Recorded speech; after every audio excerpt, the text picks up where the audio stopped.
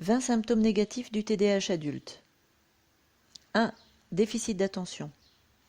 C'est le seul symptôme systématiquement présent chez tous les adultes TDAH, mais à lui seul, il peut entraîner tous les autres.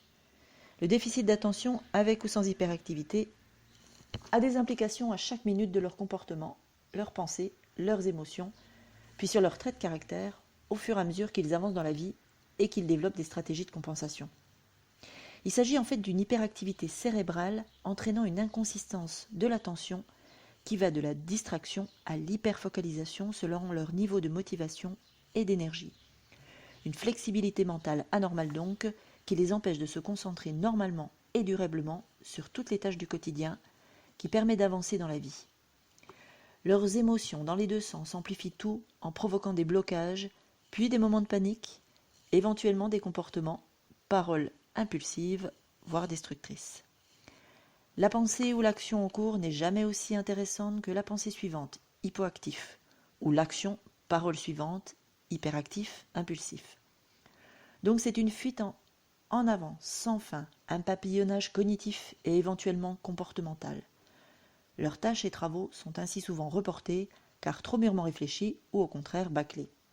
On les qualifie souvent, depuis la plus tendre enfance, de distraits, absents, rêveurs, dans leur bulle, dans les nuages, avec des remarques sur les bulletins scolaires de type « manque d'attention, peut mieux faire ».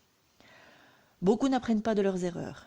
Certains ont conscience de ce mode de fonctionnement et veulent en changer, mais ils n'y arrivent pas pour la plupart, car c'est plus fort qu'eux, de par leur nature neurologique, de par la nature neurologique du trouble, et le poids des habitudes ancrées depuis l'enfance.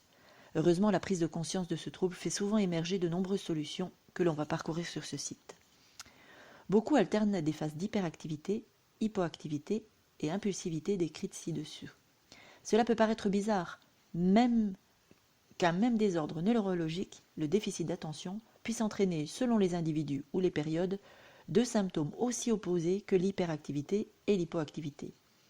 C'est pourtant la réalité de ceux qui alternent entre les deux extrêmes et sont souvent désorientés. Heureusement, il existe de nombreuses solutions qui seront détaillées plus loin dans le manuel d'auto-coaching. Pour résumer ce manuel, on peut au quotidien réguler l'attention, maintenir un bon niveau d'énergie et d'humeur sans excès de stress ou d'anxiété. Pour cela, on s'attachera à avoir un bon sommeil, une bonne respiration, une bonne hygiène alimentaire sans hypoglycémie, de l'exercice physique, des pratiques de calme mental, relaxation, balade en nature, yoga, méditation, ainsi que des techniques anti-procrastination et d'amélioration des relations humaines, et surtout équilibrer les domaines de vie, perso, pro, couple-famille, social, gestion maison et papier, et adapter sa vie à ce trouble. Pour certains, un médicament comme la Ritaline peut les aider, si possible sur la plus courte période possible, puis certains jours à la demande.